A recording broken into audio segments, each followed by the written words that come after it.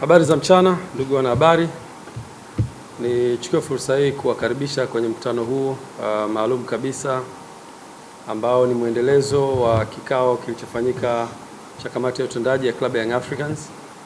Ajenda kuu moja ambayo ilikuwa kwenye meza yetu ni mjadala na mazungumzo yanayohusiana na pande mbili ambazo zinakuja pamoja kujenga mradi wa uwanja wa Club Young Africans. Na kama tulivyokuwa na communications masiku machache yaliyopita, tulitoa taswira ya mradi huu kwa kuanza na kumtafuta mwekezaji ambaye tutakwenda kushirikiana naye, na tukatangaza nafasi hiyo, na baada ya hapo tukapata fursa ya kualika makampuni mbalimbali kuomba, na baadaye kupitia kwenye mchakato ambao uliongozwa na kamati yetu ya utendaji na hatimaye kumpata mwekezaji ambaye atakayeenda kushirikiana na Club Young Africans katika ujenzi wa uwanja. Lakini baada ya utambulizi huo, nichukue fursa hii kuwaalika wote kwenye mkutano huu, na nianze pia kwa kuwatambulisha ambao wako mbele yetu. Upande wangu wa kushoto tunaye makamu wa rais wa Club Young Africans Arafat Haji, na kushoto kwangu kwa mbali yuko Gerard Kihinga, mjumbe wa kamati ya utendaji ya Club Young Africans, ambao kwa pamoja tulikuwa na kikao hiki. Na kulia kwangu ni mtambulisha Mr. Ghalib Said Mohamed, mmiliki na mwanzilishi wa kampuni na makampuni ya GSM Group, ambao basically wao ndio washindi wa partnership na Club Young Africans kwenye ujenzi. Kulia kwangu mbele zaidi yuko dada yangu Cheni, ambaye yeye ni mkurugenzi wa procurement na miradi kutoka kampuni ya GSM Group. Baada ya utambulisho huo, na wote mnafahamu ya kwamba wiki mbili zilizopita tulitangaza kampuni ya GSM kuwa ndiyo partner wetu kwenye ujenzi wa uwanja, na hii ilitokana na process ambazo tulizitangaza kama nilivyosema awali, na tukasema ya kwamba baada ya hapo tutawasiliana na GSM Group kwa ajili ya kuwapa namba moja, kuwajulisha kuhusu kufanikiwa kwao katika maombi ambayo waliyaleta kwetu, na la pili kuwaletea yale mahitaji ambayo Club Young Africans inataka kuyafanya kwenye uwanja huo. Nitoe taarifa kidogo kuhusiana na mradi wetu. Ni mradi wa uwanja ambao tunatarajia kujenga katika eneo letu iliyokuwepo mitaa ya Twiga na Jangwani, ardhi ambayo Club Young Africans ilikuwa inaimiliki kwa muda mrefu, lakini ardhi ile ilikuwa haipo katika shape sahihi. Tukaiomba serikali kupitia mradi ambao uko pale sasa hivi wa maendeleo ya Mto Msimbazi, na serikali ikapokea dhamira yetu na kuichakata na hatimaye kutupa mwongozo wa vitu vya kufanya, na baadaye kukubaliana kupewa eneo lenye square mita 37,500 likiwa lipo katika shape sahihi ya mita 250 kwa 150 upana kwa ajili ya ujenzi wa uwanja wetu. Baada ya kupewa eneo hilo, tukatangaza kutafuta partner ambaye tutaweza kutumia mahusiano hayo kujenga naye uwanja huo. Tukaipata kampuni ya GSM, na baadaye kampuni hiyo tukaiandikia kwa mahitaji ya aina ya uwanja tunaohitaji. Young Africans inategemea kujenga uwanja kwa partnership hiyo wenye category 3 au 4, between 3 or 4. Tukienda kutafuta kwenye CAF guidelines za aina ya uwanja, utanielewa nikisema category 3 au 4. Category 3 na kupeleka mpaka robo finali ya Champions League, na mashindano yote madogo yanaweza kushiriki hapo. Na category 4 is the highest when it comes to standards za viwanja, ndio inaweza kupelekea hadi kucheza finali za mashindano yote barani Afrika, ikiwemo AFCON, Champions League, CAF Confederations na mashindano mengine. Kwa hiyo tuliamua kwenda kwenye kategori hiyo ili kutoa fursa ya klabu ya Yanga ambayo sasa hivi imedevelop behavior ya kushiriki mashindano ya kimataifa, lakini pia kutoa fursa ya uwanja wetu kutumika kwenye mashindano mbalimbali, kwa sababu eneo hilo halitakuwa tu la uwanja wa mpira wa miguu, lakini facility hiyo inaweza kutumika kwenye mechi mbalimbali, lakini pia matukio mbalimbali ya kijamii. Na dhamira ni kukusanya fedha kwa ajili ya kuhudumia uwanja. Lakini tutakwenda kujenga uwanja ambao ni state of the art.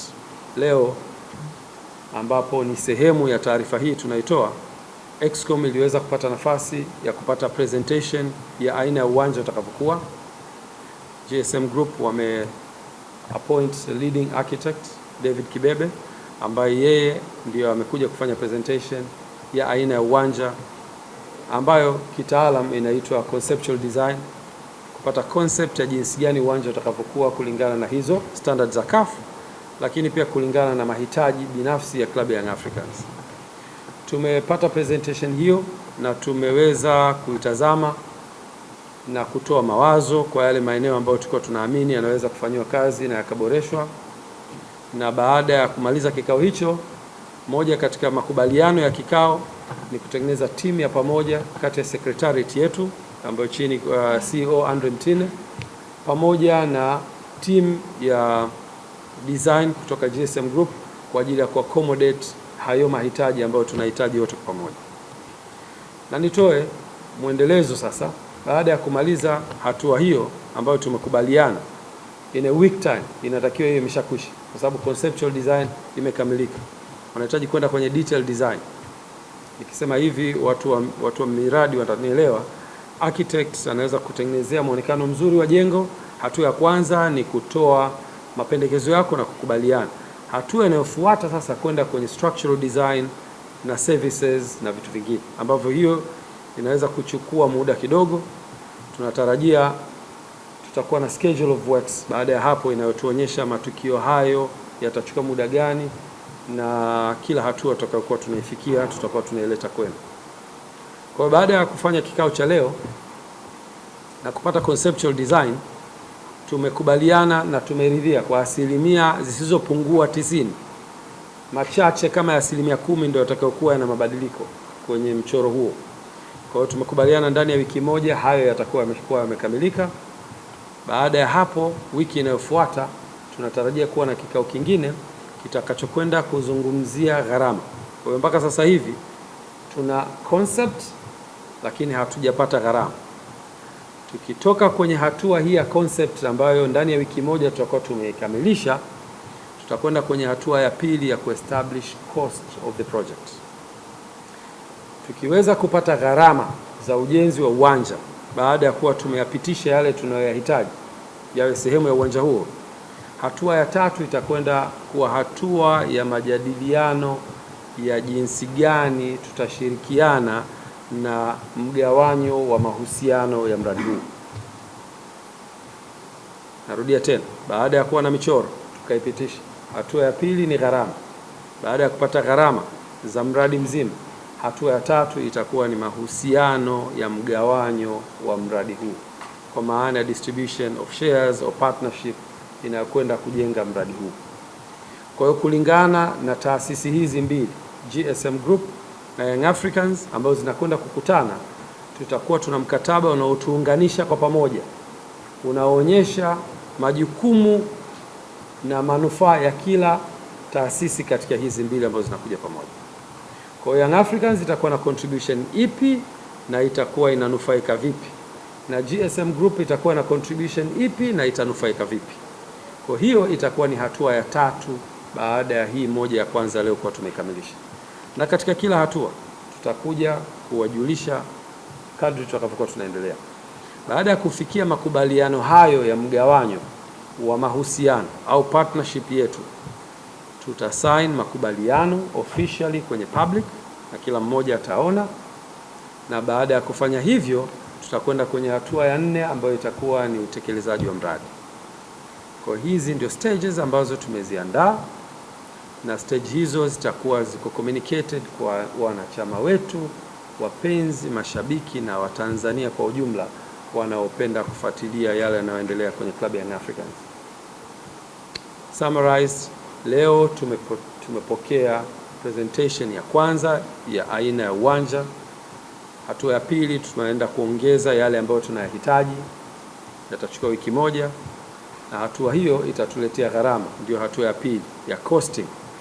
Hatua ya tatu itakuwa ni partnership agreement kati ya GSM Group na Yanga, na hatua ya 4 itakuwa ni utekelezaji wa mradi. Niwashukuru sana GSM Group kwa kuwa sehemu ya mahusiano haya, na hii inakwenda kuandika historia ya klabu yetu.